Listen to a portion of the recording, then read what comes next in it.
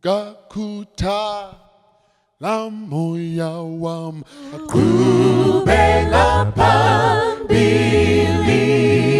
baya shona sezulwini kutalelu kwele izwilika ulunkulu elikubizayo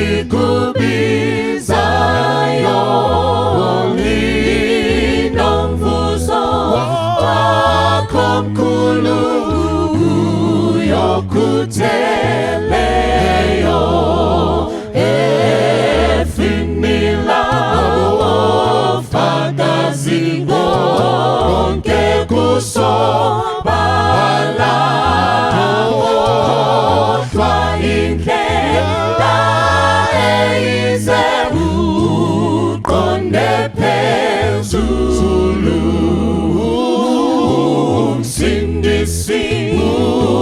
umqalisi walolu hambo sobheka ezinyaweni owethu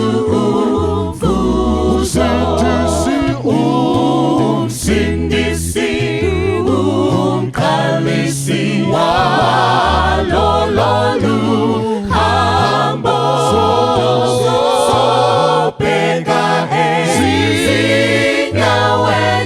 owethu umvuzo sobheka ezinyaweni owethu umvuzo sobheka ezinyaweni owethu umvuzo.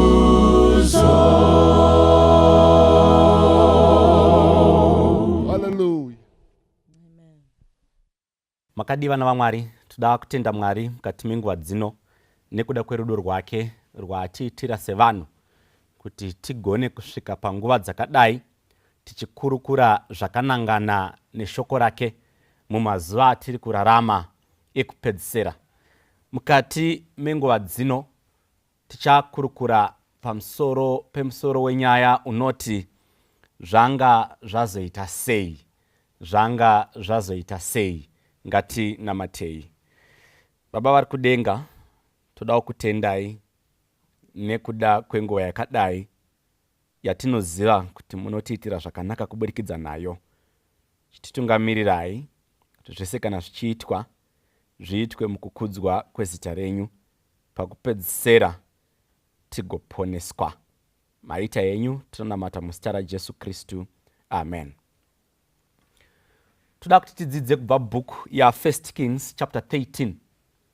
Bhuku yamadzimambo chapter 13 ine nyaya iripo yakanangana nemurume asina kutaurwa zita rake, asi ane nyaya inogona kutibatsira mukati meupenyu watiri kurarama. Bhaibheri, shoko raMwari, rinoburitsa murume uyu pavhesi 1.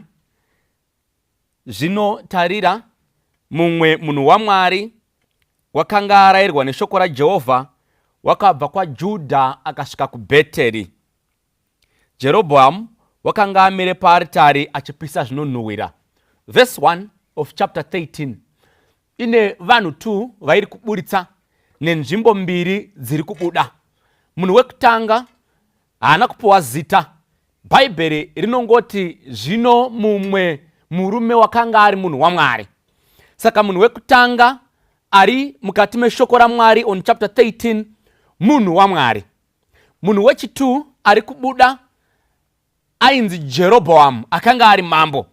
Nzvimbo yekutanga iri kubuda yainzi Judha, yechipiri yainzi Bheteri. So now Bhaibheri pariri kutaura apa riri kuti pane munhu akanga ari munhu waMwari. Ari munhu waMwari kudaro akapiwa shoko raJehovha. In other words, akawana communication kubva kudenga. Awana communication kubva kudenga ndokubva asimuka kwa akanga ari kwa Judha. Abva kwa Judha anoenda kuBheteri. achisvika kubheteri ndo panobuda zita ramambo Jerobhoamu. Mambo Jerobhoamu paari kubuda, ari kutanga achitobuda achinzi akakamira paaritari achipisa zvinonhuhwira. Bhaibheri rinopfuurira mberi. Verse number 2, murume uyu paanosvika, akanga achinzi munhu waMwari, anosvika haana waanotaura naye. Ende mufanira kuti munzwisise kuti kana mambo achiita event, haaite event ari ega. Mambo kana achiita event, ane vanhu vanenge vakaungana vari paari. So nedzimwe pfungwa, Jerobhoamu ari kupisa zvinonhuhwira, achipisa zvinonhuhwira paaritari, akanga aine vanhu vakanga varipo vakanga vachiona, vachiteedzera maproceedings ese sekupuwa kwaakanga achiita. Bhaibheri, shoko raMwari rinoti munhu waMwari anobva asvika. Munhu waMwari achisvika paya, haana waakamhoresa. Chero namambo Jerobhoamu haana kumumhoresa. Haana waakataura naye pavanhu vese vakanga vakaungana paya. Munhu waMwari akataura nearitari yaipisirwa zvinonhuhwira namambo Jerobhoamu. So verse 2 inoti, ipapo munhu waMwari akadanidzira achitaura nearitari. Paanotaura nearitari, akati kuaritari, aritari iwe, aritari iwe, zvanzi naJehovha. Saka toda kuti munzwise pfungwa iyi. Bhaibheri, shoko raMwari, riri kuburitsa munhu waMwari achiuya nemessage yabva kuna Mwari. Auya nemessage yabva kuna Mwari, haina kusvika ichienda kuvanhu. Message iyi yakasvika ichienda kuaritari. So as he was speaking to that altar, ndo paanoti iwe aritari iwe, zvanzi naJehovha. And the news was, munzvimbo iyi muchazvarwa mwanakomana achazoita mambo. Now, technically, munhu waMwari ari kuti, munhu ari mambo aripo izvozvi, ane zvaari kuita zviri kuteedzerwa nevanhu vese ava, ndauya kuzokuudzai kuti there is a new king that is coming. Ende munhu ushu kana achinge auya, he is not going to abuse the altar sezviri kuita aripo ushu. Saka nedzimwe pfungwa, Jerobhoamu akanga ari mambo aiseenzesa zvinhu zvakanga zviri zvaMwari wrongly, kana kuti nenzira dzaisafadza Mwari, kusvika Mwari atumira munhu wake akanga ari munhu waMwari kuuya kuzoudza message kualtar kuti ndoda kutaurira iwe aritari, one day you shall be free, nekuti uchaseenzeswa zvakanangana nekunamata kwaMwari wazvokwadi. Zvisiri zvinoitwa naJerobhoamu zviri wrong. So a message was coming in directly to King Jeroboam that your reign will come to pass. It's a matter of time. You have been doing a lot of things that are against God. And on that regard, Mwari haasi kufara nazo. And nekuda kwaizvozvo, Mwari afunga plan yekuti aite mumwe mambo anogona kuteedzera izvo zvakatarwa naMwari mumazuva ekurarama nekutonga kwake. Let me mention kuti Mwari kana aine zvaanenge atiitira mukati meupenyu, atiisa panzvimbo dzakakwirira, ane zvaanotarisira kuti zvigone kuitwa nevanhu vanotya Mwari, vachizviita mukukudzwa kwezita rake. There are many people vanoti vakasimudzwa naMwari, they twist the will of God, voita kuda kwavo nekuda kwamasimba anenge vapiwa naMwari. God is saying through the men of God mubhuku yamadzimambo chapter 13, it's just but a matter of time. God will not be patient for so long. Ane nguva yacho atsvaga replacement nengari yekuti haagone kuramba achitolereta izvo zvinopesana nekunamatwa kwake kwakanaka nekuda kwemunhu waanenge akwidza kuenda pamusoro. Mwari akaisa vamwe vanhu kumabasa akanaka, akakuitai vanhu vakuru kumabasa, kwete kuti murwe neshoko rake, asi musimudzire zita rake. God made you a breadwinner. Even in the families, kwete kuti muzvitutumadze nazvo muchitsitsirira kunamata kwezita rake kwazvokwadi, but kuti muite vanhu vakuru. Vamwe Mwari akakuitai vanhu vakuru even macolleges mamuri for the sake of his will and his gospel. Mamwe Mwari akakuitai vanhu vakuru mukati even mehurumende, not kuti muite zvamunoda kuburikidza nesimba iroro, asi kuti zita raMwari rikudzwe kuburikidza nazvo. Saka Mwari kana akatarisa, one day he will speak to the altar through his men, kuti iwe aritari iwewe, iwe aritari iwewe, there is going to be a son that will be born. Achauya oita zvakaringana nezvinodiwa naMwari. Achipedza nyaya munhu waMwari, bhaibheri shoko raMwari rinoti anobva ataura achiudza vanhu vakanga varipo vachinzwa kuti nengari yezvandataura izvi, we need supporting evidence. Pachaitika chiratidzo, uchatsemuka nepakati waaritari. Kana watsemuka nepakati, zvichadaro kuti madota ari pamusoro acharasika oenda kunze kwakasiyana-siyana. Munhu waMwari anobva anyarara. His message was done. Achipedza izvozvo, the following event, bhaibheri shoko raMwari rinoti Jerobhoamu akati atarisa ndokuringa-ringa ndokuziva kuti this message is indirectly coming to me, ari kuda kundidzura paumambo. Bhaibheri rinoti akashedzera mambo Jerobhoamu ndokusimudza ruoko rwake achinongedzera munhu waMwari, ndobva ati mubatei. When Jeroboam heard that a message was coming kuti imutsiure, anoti zviri nani to get rid of that mouth iri kuda kutsiura pane kuti ndinzwe zviri kufanira kutsiurika pandiri. You know, kuna vanhu vakawanda vakadaro vekuti kana vanhu vakauya vachida kuvabatsira, they prefer to get rid of the voices that could help them than to take the help that is coming.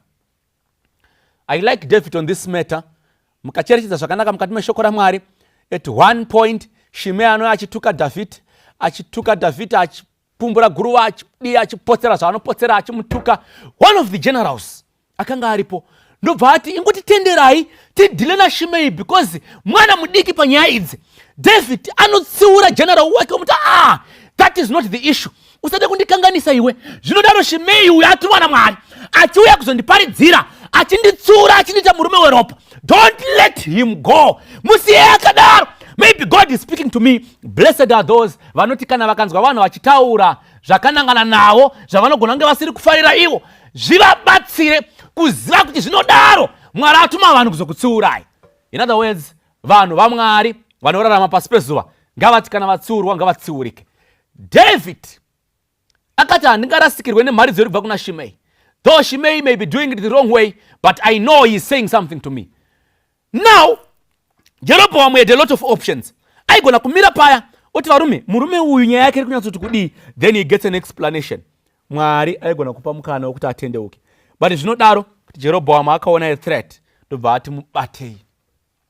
Paakanongedzera, bhaibheri shoko raMwari rinoti ruoko rwake rwakaramba rwakadaro ende haruna kudzoka kubva kumunhu waMwari waakanga anongedzera.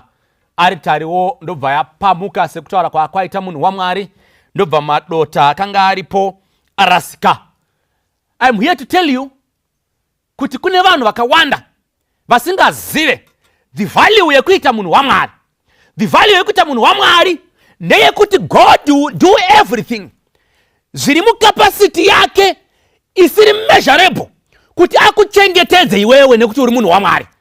At one point wakaipa anonokumbira kuti ndivhurire iwo ndigone kudhila naJob, nekuti Mwari akanga akaisa ruzhowa pana Job such that Job was not accessible. Pese mweyakaipa payaiuya yainzi that line is not available at the moment. God had protected Job nekuti akanga ari munhu wake. Saka Jeroboam made a mistake ndokunongedzera munhu waMwari, anongedzera munhu waMwari ndobva ruoko roramba rwakafriza rwakanongedzera pamunhu waMwari. Vechidiki vanoti rubva roramba rwakastika rwakanongedzera pamunhu waMwari. Ndauya kuzokuudzai kuti kana vanhu vari vanhu vaMwari, God will do everything kuti atichengetedze. You become so untouchable. Kana vanhu vachikujairirai vachikuitirai zvakasiyana-siyana, zivai kuti Jehovha anotsvaka kuti munge muri pedyo naye. Mukaita vanhu vaMwari, even varoyi vekupedzesera will not have access to you.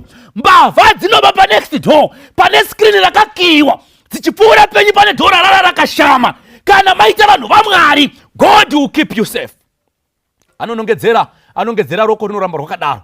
Ndobva Jeroboam atoona kuti nyaya yatoipa, my hand is not going to come back. Ndobva rwaramba rwuriko. Now, bhaibheri rinoti ipapo mambo akapindura akati kumunhu waMwari, shamwari, that's verse number 6 of chapter 13. Chikumbira kakuna Mwari wako onaka ruoko rwatodiuru rwaramba rwakanongedzera, but ndinoziva kuti ukataura naMwari wako, there are some ways of you and him understanding each other. Nekuti muimba anoimba oti my Lord and I, kuzivana kwa Mwari nevanhu vake. Jeroboam ndobva akumbira akati ndinokumbira kuti utaure naye nekuti ruoko rwangu urwu rwatoita zvisirizvo. Vakakomborerwa vakaita saJerobhoamu vanoziva kuti kana taita mistake and an error, where is it supposed to be rectified? Zvinogadzirwa kupiko zvatavhiringa izvi? Akaziva there is no any other way than to this person anozivana naMwari wake andisvitse paari, nekuti iye naMwari vanopota vachitaurirana, vanonzwanana. Zviri kundiburitsira pachena kuti kana tikaita vanhu vaMwari, we have access to God at any time. Ende chese chatinenge tataura naMwari, God will respect that. Do you remember Elijah at some point? Anoti avhiringana naAhabhu, vavhiringana paya, Elijah makes the statement, ndobva ataura akati hakunai kusvika ndareva ini. Then he ran away with his message that he had mentioned. Mwari ndobva atonyora, ngirozi torai mabhuku nemapeni murekodhi. Mukomana ati pasi apa pasi kuzonaya kusvika areva iye. Saka zvomoita intensify even security kuti asadyiwe nezvikara. Intensify even his immunity yemumwiri asarware. Zokwadi kana Elijah akafa asi ataura mashoko ekuti kusvika ndareva ini tingapinde busy yekuita pre-resurrection before resurrection, nekuti hakunganaye asina kutaura. Mwari akapinda busy kudenga nekuti munhu wake akanga ataura kuti hakunaye kusvika ndareva ini. It's only that vanhu vaMwari havazive capacity yavainayo nekuda kweushamwari hwavangaite naMwari, kuti kana tikaita vanhu vaMwari tinogona kusvika papi. Shamwari dzaMwari dzinoziva kuti Mwari at any given time anovaitira zvese. Jerobhoamu anoti shamwari iwe ndiwe unotamba naMwari, ndimuri tozivana ende pawasimuka kubva kwaJudha ndiye akupa message, saka hausuta zvemusoro wako. Ndazviona even maputikiro aita aritari, handakumboona zvakadaro. Aritari yaputika zvekutodaro, zvekuti neniwo ndavhunduka nevanhu vaakutya, asi ruoko rwangu zvaruna kudzoka. Chindibatsira iwewe, chindibatsirawo. Taura naMwari wani wako. Shoko raMwari rinopfuurira mberi rinoti asi munhu waMwari wakati kuna mambo, ndobva asi munhu waMwari akanamata, munhu waMwari anamata mambo, ruoko ndobva rwadzoka panzvimbo. Ruoko rwadzoka panzvimbo, Jeroboam was healed. Ndauya kuzokuudzai vanhu vaMwari kuti kana tikaita vanhu vaMwari, our prayers are so powerful zvekuti we can move mountains. Kana tikaita vanhu vaMwari tikanamata, zvakuenda panzvimbo pasiripo zvinodzoka pari right. Munhu waMwari akanamatira Jeroboam. Jeroboam akanga aita zvisina basa, ruoko rukabhenda. Apedza kumunamatira, ruoko rukadzoka panzvimbo. Munhu waMwari anamata kuna Mwari wake. There are other issues dziri mukati medzimba dzedu dzatinofungidzira kuti koidzi toita seiko nadzo. Prayer is the key. Kana mukanonamata, Mwari ari kumusoro kudenga hake anoziva kuti vanamata ava vanhu vangu. God knows us by name. He knows even the number of hairs in our heads. Zvakadaro zvekuti chero mazwi edu anoaziva. Chero Mwari aine imwe schedule akanzwa munhu wake anamata, God will pay attention and grant thy will. Sekudaro Bible shoko raMwari rinoti at one point, kunyange mhinduro yakanga yakachengetwa nemuchinda wePersia in the book of Daniel, Daniel achiedza kuti awane mhinduro kubva kuna Mwari 21 days, the answer did not come until Jesu apindira panyaya iyi. Jesu apindira panyaya iyi, panozondosvika mhinduro yaDaniel inoti pawakafunga kuti wakuda kunamata. When we then pray, it means taenda an extra mile. Patinotera kutofunga kuti toda kunamata, Mwari anenge atofunga kuti otipindura chirudzi. Saka let's pray.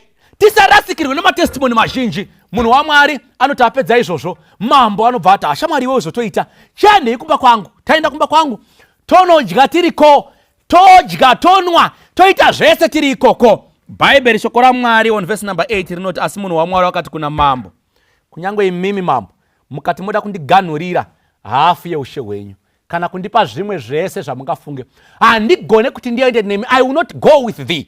Nekuti shoko raMwari rakandirayira kuti ndisadye kana kumwa kana kudzoka nenzira yandauya nayo kana kuita zvipi zvingapesana nezvandakarayirwa. Saka for that reason I'm not going with you. I'm here to tell you, church, kuti vakakomborerwa vese vanovhaliwa shoko raMwari kupfuura material benefits atingawana pasi pezuva. Pana vanhu vakawanda vakanditarisa vakatsinhanisa shoko raMwari nezvavakagona kuwana panyika. Musi wamakangonzi muri kufanira kuti muwane munda woyo muri kufanira kuti kana mauwana condition yekuti muwane munda uyu ndeyekutiwo semunhu mukuru hamugone kuzongouya musina chamakabata, makaenda mune zvamakabata zvizhinji ndobva manobata kudaro kuti muwane material gains pano panyika. Kune vamwe vanhu vari pano pasi pezuva vanonamata Mwari vachimutya sekutaura kwavo. There are people vanotozivikanwa nenyaya yekunamata asi nengari yekuti vada zvinhu zvenyika vazhinji vavo vakaromba. Komadiri iko kudaro munhu waMwari haatsinhanise shoko raMwari nezvinhu zvisina basa. Uyo akaramba uyo akati mambo, even half of your kingdom I will not take. Zvazvaireva ndezvekuti dai mambo akabvuma aigona kumupa hafu yeushe hwake kuti iwe huona kazvatakuita pano waakuenda uchinotonga hafu ishi yebheteri ini ndaakutonga hafu iyi. Voita madzimambo mairi but he said I will not. Pfuma yepano pasi isina Mwari haindibatsire. Ndauya kuzokuudzai vanhu vaMwari. Kune vanhu vakanditarisa vane madigiri avo ekuti akateedzerwa kuti akabva nepapi nzira dzacho dzasina kururama. They wanted and valued planet gains dzepano pasi panyika kupfuura shoko raMwari. Pana vanhu vakawanda vari pano vakanditarisa vakarara nevarume vevanhu nekuti vane mari dzerendi dzavaida. Kune vanhu vakawanda vari pano vakanditarisa vakagara mudzimba dzakarakwa nemari yeropa vakauraya vanhu vazhinji nengari yekuti vaida kugara pakanaka. They want people to see them. They are not worried about what God says about them. Ndauya kuzokutaurirai kuti munhu waMwari haanaro. Munhu waMwari anoita zvaMwari kupfuura zvenyika. Uyo akati amambo, kunyange mungada kunodya neni, endai henyu kustate house kwenyu munopuhwa nevanokupai chikafu mudye muri mega munwe muriko. Munhu waMwari aigona kutarisa watch ona kuti zveshuwa ndawana a privilege, a lifetime privilege yekuti ndadedzwawo nevakuru kuti ndinodya navo, ndipinde navo, ndiri mumotakedi ndichipindawo navo mukati mepalace. But he did not do that. Akasiyana nazvo nekuti shoko raMwari rinokosha kupfuura zvimwe zvinhu zvese pasi pezuva. Munhu waMwari anoti aramba anobva asimuka verse 10 rwendo akudzokera. Verse 11 imwe nyaya inotanga inoita kunge part 2 kana chapter 2 yezvaitika from verse 1 to 10. Verse 11 zvinonzi pabheteri ipapo bhaibheri shoko raMwari richitaura pakanga paine mumwe murume akanga aripo akanga ari muprofita mutana. Let me say he was a retiree. Aripo agere vana vake ndo vakatouya kuprogramu yaJerobhoamu. Iye he did not come, he was not there. Maybe by virtue of age akanga achembera akati handingagone kuenda ikoko. Saka zvinodaro kuti vana vake vari ikoko vakaona maproceedings ese maitikiro akaitika zvinhu. Munhu waMwari achisvika achitaura nearitari achisvikapo obva anongedzerwa naJerobhoamu. Ruoko roramba rwakadaro achinamatira Jerobhoamu. Jerobhoamu achipora vachikokana kuti vanodya iye achiramba achidzokera nekuda kweshoko raJehovha. Vana vake vakanga varipo. They had all the details. Now bhaibheri shoko raMwari rinoti vana ava vakanudza baba vavo vakanga vari muprofita mutana mashoko ezvese zvakanga zvaitika kwavakanga vari. Verse number 12 bhaibheri rinoti baba vavo havana kuzobuda kunzwa zvakawanda. Very quickly vanobva vati sungai mbongoro yangu mundiratidze mundiudze kuti aenda nekupi. Bhaibheri shoko raMwari rinoti vakomana ava kana kuti vana ava vakanga vaona kwanga kwaenda nemunhu waMwari ndobva varadza baba vavo nzira, baba vavo vakatevera. Chechi ndiri kuzokuudzai kuti zvamunoita imimi sevanhu vaMwari zvinozivikanwa nevanhu to detail. People who follow everything that you do, whether mafunga kuti private life or a public. Ndosaka muchiona kuti kana muchita zvekunamata Mwari muri maKristu chero mukaenda kuBeit Bridge munogona kunomoreswa nezita rekuchechi makadiko elder makadi mufundisi makadi yenyu gosa madzibaba makadi unoshamisika kuti munhu akandiwana kupi. People follow every detail that he has to do nezvemunhu waMwari. Vafana vakanga varipo zvekusvika pakuteera nekuziva nzira enda nemunhu waMwari kuti uyo hoyo aenda neuko hoyo aenda neuko. Ndaya kuzokutaurirai kuti kana tozogara muri kuzivikanwa. Pana vanhu vakawanda vanoita zvisina basa vari maKristu vachifungidzira kuti we are hiding. You are hiding from nowhere. hapana kuwanda kuseri kwechigunwe, muri kuzikanwa nyaya dzenyu. Vanhu vaMwari vanoteererwa nekuda kuzikanwa kuti zvinofamba nepapi. Ndava kuzokutaurirai kuti mubva maziva kana chidhakwa chikashuta mafirimu akawanda sei, Metro inogona kuignora isi nyaya kwayo. Munhu wekuchechi anonamata Mwari ngaangoita zvidiki diki zvekungopfuura nepamba pepanogara pfambi kungonzi apfuura nepo picture yake rikatorwa, unoita kunge uchabvarurwa kunzi he had spent a walk through the path, whatever they may mention it, kuti vangoburitsa chete kuti vangori panzvimbo isiriyo. Saka vanhu vese vari vanhu vaMwari vanofanira kuziva kuti zvese zvavanoita zvinoteerwa nekuteedzerwa, and to detail. Ende vanhu vanofanira kuripota nyaya dzevanhu vari vanhu vaMwari. Maizviziva here kuti Mwari ari kwamuri ikoko, mugere kwamakagara, biti kugeto, biti kupi, vanhu kunyange mukasava mhoresa vanoziva kuti apa panogara munhu waMwari apa anoenda kuchechi. Zviedzei mungaenda kune imwe nzvimbo yamusingazikanwe, mondosvika ikoko moita zvisina basa, munoshamisika muchimhoreswa nezita rekuchechi kwenyu. Vanhu vanoziva vanhu vaMwari nevanhu vaMwari zvavanofanira kuti vaite. Saka pana vanhu vakawanda vari pano who were supposed to represent God well, but they misrepresented God. Why? They thought havasi kuzikanwa, ivo vachizikanwa zvavo. Profita Mutana Bhaibheri rinoti akasimuka ari padhongi rake, ndobva arirova, ndobva amhanya. Bhaibheri rine zvinhu zvarinoburitsa zvinondinakidza. Pfungwa yekutanga ndeyekuti mudhara uyu akanga akaneta ari muprofita Mutana, but paakanzwa nyaya iyi haana kugara pasi, akasimuka kuti atevere. Asimuka kuti atevere, murodhi maive nevamwe vanhu vakanga varimo, asi vanhu ivavo havana kumunetsa. But verse 14 inoti paakaona munhu akagara pasi pemuti womuoriki akati, ndiwe munhu waMwari here? Munonditaura here kuti mirodhi yese, street yese, vamwe vese havana fesi dzekuti vanhu vaMwari? Ndokunoti pamunhu akazvigarira, and to make matters worse, munhu haasi kufamba. Dai aifamba aigona kuti ndinoziva kuti ari parwendo, ari kudzokera, saka uyu ndiye munhu waMwari nekuti ari kufamba. But panogona kunge kudaro paitwa nevamwe vaitomhanya, asi vachimhanya kudaro akandotsvaga munhu akanga agara pasi pemuti, ndiye akati ndiwe here munhu waMwari. Just to emphasize kuti vanhu vaMwari vanozikanwa. The description inogona kunge yakapiwa nevana vake could be enough, iyo kuona nemaziso ake akagutsikana kuti uyu munhu waMwari. Conversation inotanga ndiwe here munhu waMwari, zvikanzi hongu ndini, zvikanzi ashamwari iwe handi tinodya kumba, ngatidzokerei kumba, tinodii, tinodya. Zvikanzi mukuru, ini kumba kwenyu kuti ndinodya handisi kudzokera. Nofunga in any case vanhu vakuudzai nezvangu havana kuudzai kuti atomborambira mambo. Saka imimi zvenyu nekuchembera kwamakaita uku, I am not going anywhere. Ndine shoko raMwari randapuwa rekuti shoko iroro rinondiudza kuti handifanire kudya kana kunwa ndichiri kuno. And for that matter, nzira yamutoona yanditofamba ndiri mairi haisiri yandauya nayo, nekuti handanzi handifanire kudzokera nenzira yandauya nayo.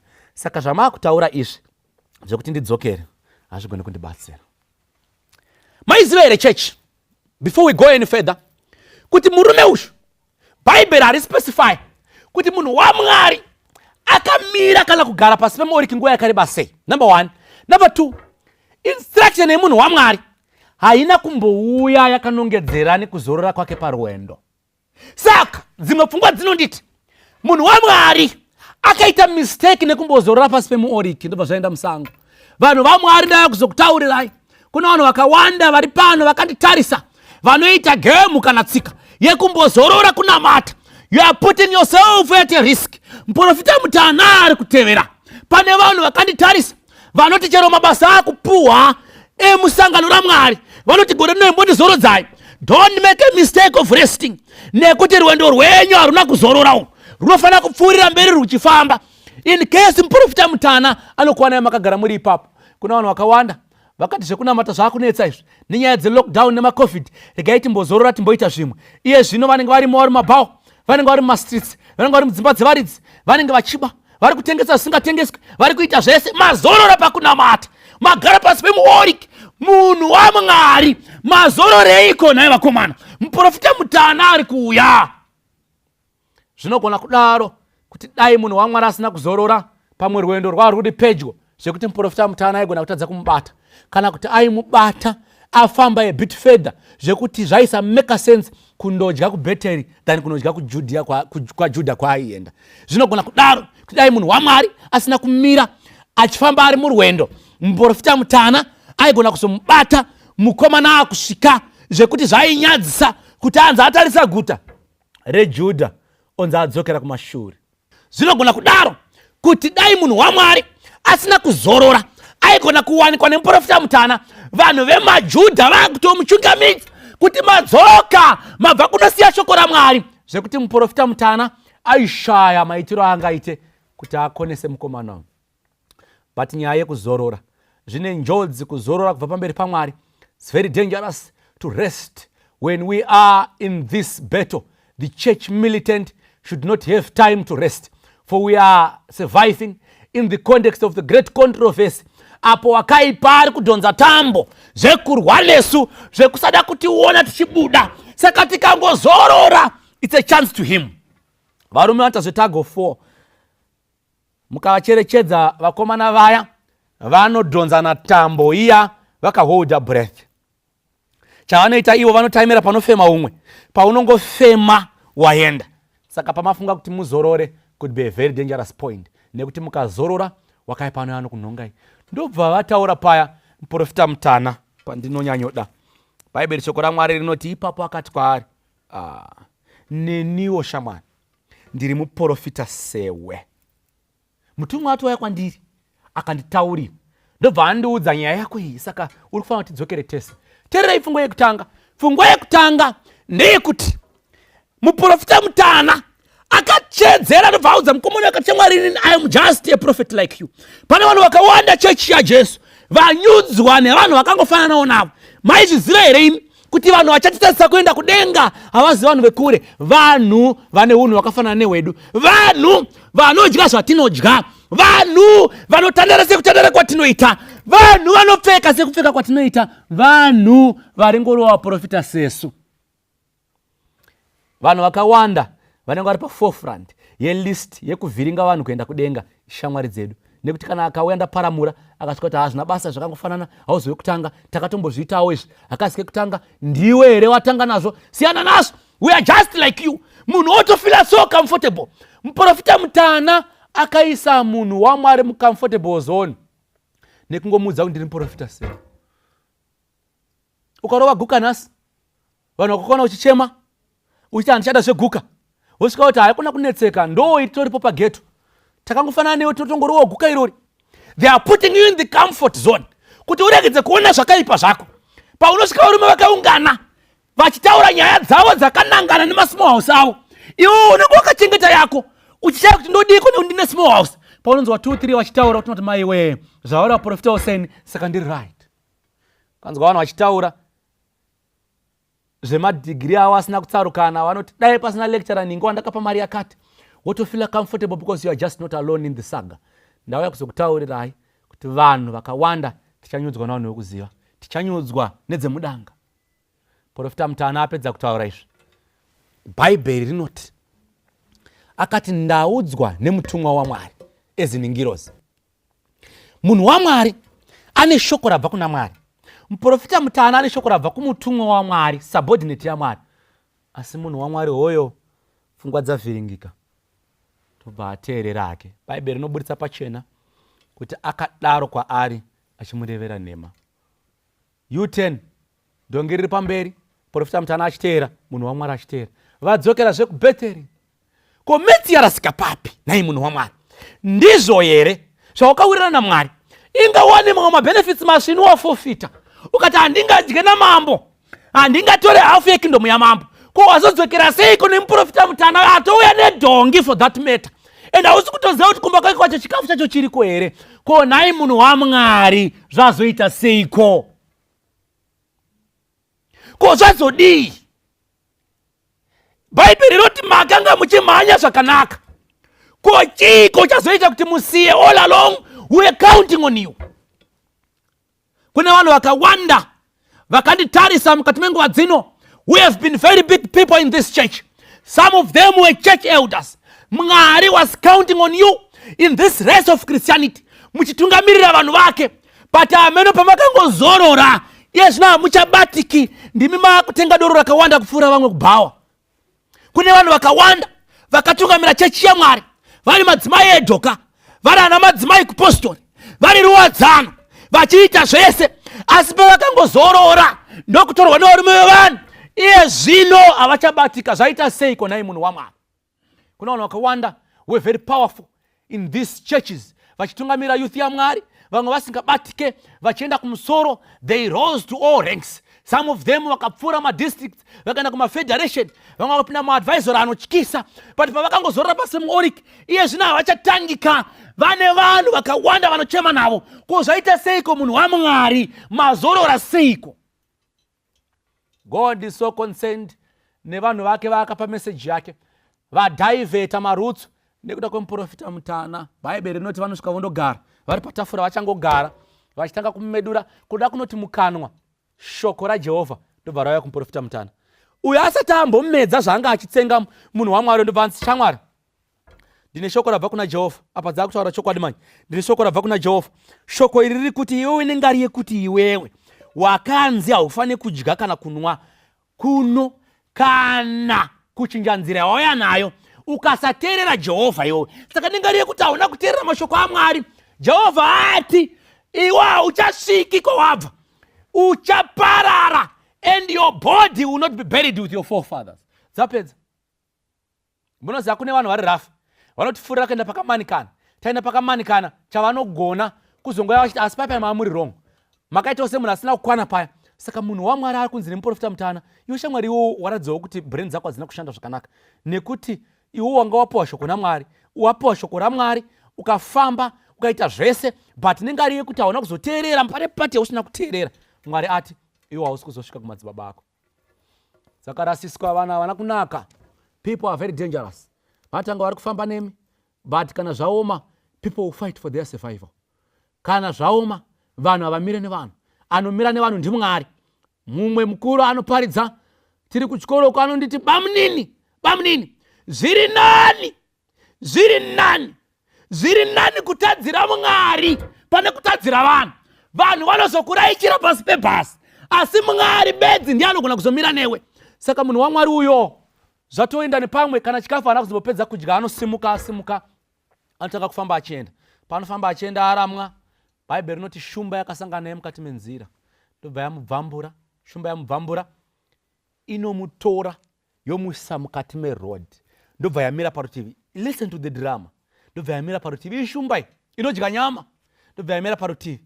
Mbongoro yemunhu waMwari ndobva yamirawo parutivi. Saka zvazviri zvitatu, mbongoro yemunhu waMwari, shumba yakanga yamubvambura, nemutumbi wemunhu waMwari zvakazvambarara zviri panzira. Shumba, Bhaibheri rinoti, haina kudya munhu waMwari kana kudya mbongoro yakanga iri parutivi.